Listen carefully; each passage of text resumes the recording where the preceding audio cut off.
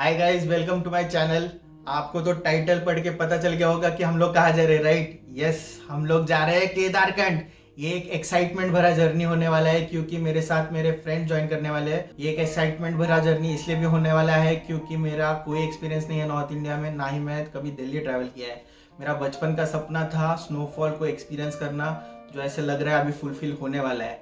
हमारी जो फ्लाइट है वो कल सुबह 4 बजे की है और मेरी पैकिंग भी हो चुकी है इन एडवांस।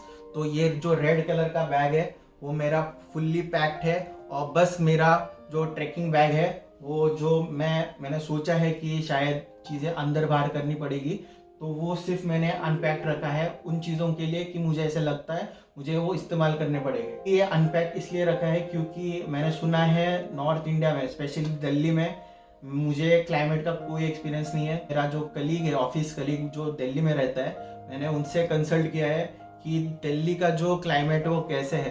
तो अभी फ़िलहाल उन्होंने जो बोला है कि दिल्ली का एटमॉस्फेयर काफ़ी ठंडा है, तो जैकेट्स कैरी करना मैंडेटरी हो जाएगा मेरे लिए। तो अभी जितने भी इमरजेंसी चीज़ें हैं मैं वो ट्रैकिंग बैग में रखने वाला हूँ and I will make sure that we are ready by 12 midnight and we'll leave at 2 AM and we'll reach the airport around 3 o'clock। 1 घंटा पहले जाना काफ़ी अच्छा होता है। So I will start my packing and you guys stay tuned to watch the complete vlog.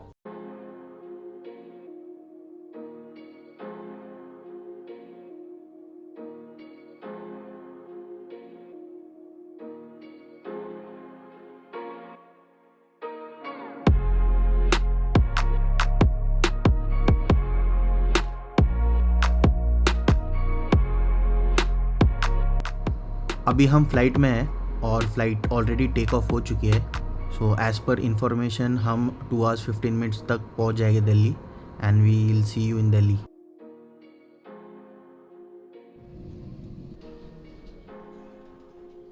Finally पहुंच गए दिल्ली और दिल्ली ये मेरा फर्स्ट टाइम है दिल्ली आने का। अप्रॉक्सीमेट 2 घंटे लगे हैं from Pune to Delhi.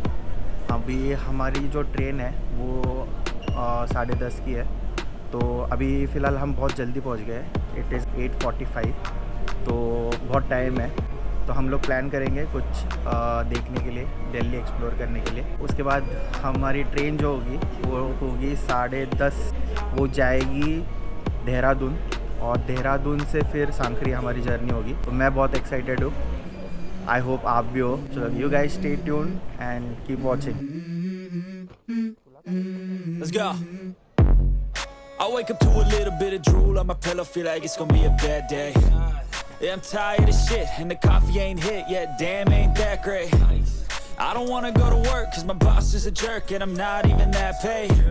I need a change in my life cause I don't feel alive and there's nothing that makes me happy. Hold my beer for a minute, I'm about to quit my job, cash in.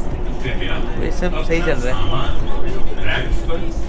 अभी दिल्ली आए तो सोचा metro से travel कर ले। अभी metro से travel कर लिया, पर हमारा और एक इशू था कि यार लगेज बैग्स कहाँ पे रखे। अगर दिल्ली घूमना है तो लगेज बैग्स तो कहीं तो रखना पड़ेगा, राइट? तो हमारा एक प्लान था, हमने सोचा कि यार क्यों ना रेलवे स्टेशन के क्लॉक्स रूम में रख दे। जो लगेज बैग आप क्लॉक्स रूम में रखने वाले मेक श्योर कीजिए कि आप कोई भी एक्सपेंसिव चीज़ें उसमें ना रखें। घूमते घूमते हमने सोचा यार पराठे वाली गली चलते हैं। पराठे वाली गली बहुत फेमस है दिल्ली में। यहाँ पे आपको बहुत सारे ऑप्शंस मिलेंगे खाने के लिए, इसलिए हम लोग कंफ्यूज हो गए कि एग्जैक्टली खाना कहाँ पे है। बहुत घूमने के बाद हमने फाइनली डिसाइड किया कि हम लोग पराठा चौक में खाना खाएंगे। पराठा चौक हमने इसलिए चूज़ भी किया था क्योंकि यहाँ पे काफ़ी क्राउड दिख रहा था। हमने यहाँ पे आलू मटर और पेरी पेरी पराठा ऑर्डर किया था। खाने में तो इतना कुछ खास नहीं था, पर कंपैरेटिवली हमें पेरी पेरी पराठा ज़्यादा अच्छा लगा। आलू और मटर ऑर्डिनरी थे, इसलिए हमें दूसरे ऑप्शंस भी ट्राई करने पड़े। तिवारी जी कॉर्नर एक दूसरा ऑप्शन था। यहाँ पे हमने ऑर्डर किए छोले भटूरे। छोले भटूरे तो काफ़ी गर्म थे। दिल्ली की ठंडी में गर्मा गर्म छोले भटूरे खाने का कुछ अलग ही मज़ा है। वाह वाह, क्या मज़ा आ गया यार खा के। हमने छोले भटूरे एक जगह से ऑर्डर किए थे और छोले कुलचे हमने दूसरी जगह से ऑर्डर किए थे। दोनों भी काफ़ी अच्छे थे। मैंने छोले कुलचे कभी खाए नहीं थे, तो ये एक एक्सपीरियंस अच्छा था। पेट पूजा हो जाने के बाद हमने सोचा कि और कहाँ घूम सकते हैं। तो सरोजनी मार्केट एक दूसरा ऑप्शन था। सरोजनी मार्केट काफ़ी फेमस है, यहाँ पे चीज़ें सस्ते दाम पे मिलती है। आप कोई भी चूज़ कर लो, कपड़े या ज्वेलरी, यहाँ पे आपको सस्ते दाम में मिल जाएगा। दिल्ली आए और कुतुब मीनार ना देखा तो फिर क्या ही घूमा दिल्ली में। इसलिए हमने डिसाइड किया कि हम ऑनलाइन टिकट बुक करें कुतुब मीनार के लिए। कुतुब मीनार में अंदर जाने के बाद हमें बड़े बड़े स्ट्रक्चर्स दिखे, मॉन्यूमेंट्स दिखे जो काफ़ी अच्छे और सुंदर दिख रहे थे। इसलिए हमने सोचा कि कुछ अच्छे फ़ोटोज़ क्लिक कर लेते हैं और थोड़ा सा टाइम स्पेंड कर लेते हैं। नज़दीक से कुतुब मीनार काफ़ी सुंदर दिख रहा था। देखते देखते टाइम कैसे बीत गया पता ही नहीं चला, शाम हो गई। इतना सारा टाइम पास करने के बाद हमें काफ़ी भूख लग गई थी, इसलिए हमने डिसाइड किया कि करीम जाते खाने के लिए। खाना खाने के बाद हमने रुक किया रेलवे स्टेशन। हमारी ट्रेन 10:30 की थी, तो हम टाइम पे पहुंच गए थे। दिल्ली से देहरादून की ट्रेन जर्नी 10 घंटे की थी, इसलिए रात भर सोने के बाद हमारी अच्छी खासी नींद हो चुकी थी।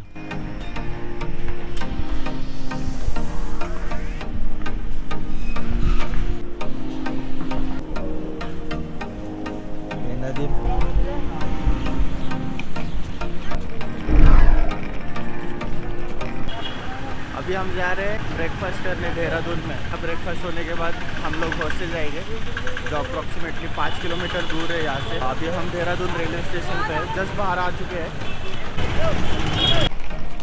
तो भैया जी बोलिए, आपको जर्नी कैसी लगी? मज़ा आ गया और बहुत खर्रों के बीच बहुत मुश्किल से सोए हैं हम। इतने खर्राटे मैंने आज तक नहीं सुने, जो हम तो थक के चूर हो गए थे। मतलब स्टार्टिंग तो भैया ने की थी, नहीं उसके बाद कदम ने कंटिन्यू की, फिर हमने फिर इन्होंने जो शुरू किया उसका तो फिर बानी तोड़ दिया सबर का सारा। मतलब नीचे से ऊपर, ऊपर से नीचे सब जगह आवाज़ आ रहा था, चारों मतलब जगह गूंज रहा था आवाज़। इस टॉपिक का डिस्कशन किसी और दिन, पर अभी फ़िलहाल पेट पूजा कर लेते हैं। बहुत सोचने के बाद हमने डिसाइड किया कि यार कचौरी से कुछ नहीं होने वाला, इसलिए कुछ अच्छा खासा खाते हैं। तो हमने डिसाइड किया यहाँ पे आने के लिए। इस जगह का नाम है चेतन स्वादिष्ट पूरी भंडार। ये काफ़ी पॉपुलर है। जैसे आपको दिख रहा है, यहाँ पे आपको पूरी और 2-3 सब्जियाँ मिलेगी खाने के लिए। आलू और छोले थे, काफ़ी टेस्टी थे। उसके साथ हमें मिल रहे थे स्वीट्स भी। इनका टेस्ट तो बहुत ही अच्छा था। वाह वाह, मज़ा आ गया खा के। चौक पे हम खड़े हैं, वो है हनुमान चौक। तो वहाँ पे हमने चेतनपुरी वाले में खाना खाया था। मुझे उधर का गुलाब जामुन तो इतना मस्त लगा, इतना स्वीट नहीं था, बहुत ही बढ़िया था। पर अभी हम खा के निकले हैं, तो हमारा सुबह का ब्रेकफास्ट तो हो गया। अभी हम हॉस्टल जा रहे हैं, अभी देखेंगे कि ये लोग कितना चार्ज करते हैं। वॉक इन वुड इनके साथ डिस्कशन कर रहे हैं कितना दूर है हॉस्टलर और कितने पैसे चार्ज करेंगे। डिस्कशन वो कर रहे हैं, वो ये टाइम पास ही कर रहा है। मैं टाइम पास ही करता हूँ, अपना काम है यार।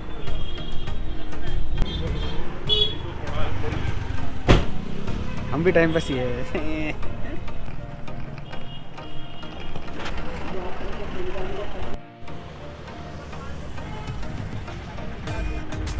इथं पण बसतात वाटतं, जस्ट होईल कुठं 2 पुढे बसतात का? इस रिक्शे वाले भैया ने हमसे 300 रुपये लिए। उनके लिए ये काफ़ी दूर है यहाँ से। हमें तो दूर से हॉस्टलर दिख रहा था, पर शायद रिक्शा को अभी भी टाइम था पहुँचने में। रिक्शा अपनी जान लगा रही थी ऊपर चढ़ने के लिए, पर फाइनली हम लोग पहुँच गए। ये है हमारा देहरादून वाला हॉस्टलर।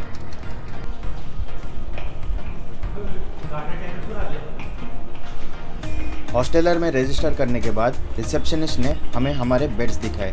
हमने टोटल में 6 बेड्स बुक किए थे। अनफॉर्चुनेटली एक दोस्त आया नहीं, तो हम लोग बचे 5। रूम्स और बेड्स काफ़ी क्लीन थे। टाइम था बाथरूम को चेक करने के लिए। सरप्राइजिंगली बाथरूम काफ़ी क्लीन था। I am very impressed. If you are boys and if you are travelling to Kedarkantha via Dehradun, I would highly recommend you to choose Dehradun hosteller. Negative चीज़ इस प्लेस के बारे में मुझे ये लगी कि ये मेन एरिया से काफ़ी आइसोलेटेड है। फर्स्ट फ्लोर पे ही हमें टेबल टेनिस दिखा, तो क्या मैं और भैया खेलना शुरू कर दिए। भैया को हराने में बड़ा मज़ा आया, पर वहाँ पे एक क्यूट पपी भी था। वो इतना क्यूट था कि मेरा मन नहीं कर रहा था उसे छोड़ने के। टेबल टेनिस खेलने के बाद हमारा मन किया कुछ खाना खाने के लिए, इसलिए हमने three monkey family restaurant choose किया। दोपहर का टाइम था, रेस्टोरेंट काफ़ी खाली था। हमने तो खाने में नॉनवेज ऑर्डर किया था। मुझे तो पर्सनली इतना कुछ अच्छा नहीं लगा, एवरेज एंड अबव था। खाना ठूसने के बाद हम वापस चले गए अपने हॉस्टेलर पे। हॉस्टेलर में हमने वही किया जो पहले कर रहे थे, हमने वापस टेबल टेनिस खेलना शुरू कर दिया। शाम होते ही हमने मुसाफिर हाइकर्स को कॉल किया। हमने कंफर्म किया हमारा पिकअप जो कल सुबह 9:30 बजे होने वाला है। इतना खेलने के कारण हमें 12 से पहले ही नींद आ गई और हम 7 बजे भी उठ गए थे। जल्दी उठने के कारण हम लोग जल्दी तैयार भी हो गए। We were excited to start our journey. हम वेट नहीं कर सकते थे सांकरी तक पहुंचने के लिए। हमारे ड्राइवर ने हमें इन्फॉर्म किया था कि ये जर्नी 7 to 8 आवर्स की होगी, तो एज एक्सपेक्टेड हमें सांकरी 6 बजे तक तो पहुंचना चाहिए।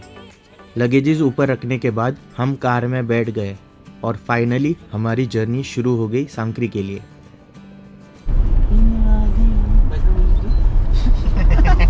त्याच्या पुढची लाईन काय भैया?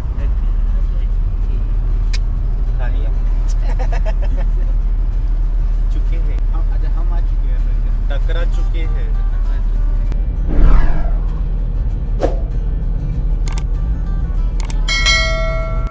कार में मस्ती मजाक करते करते 1 घंटा कैसे बीत गया पता ही नहीं चला।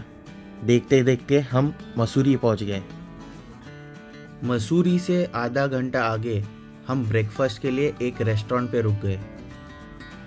जो बाहर का व्यू था इस रेस्टोरेंट से वो बहुत ही सुंदर था, आप खुद ही देख लीजिए।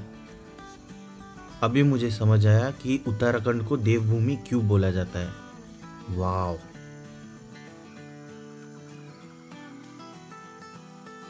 इतना खूबसूरत व्यू देखने के बाद हमने ड्राइवर को रिक्वेस्ट की कि वो हमें ऐसे और अच्छे प्लेसेस दिखाए।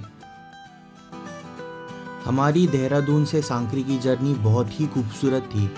अगर आपको मौका मिले तो ये एक्सपीरियंस ज़रूर करना। आई होप आपको ये जर्नी पसंद आए। एन्जॉय!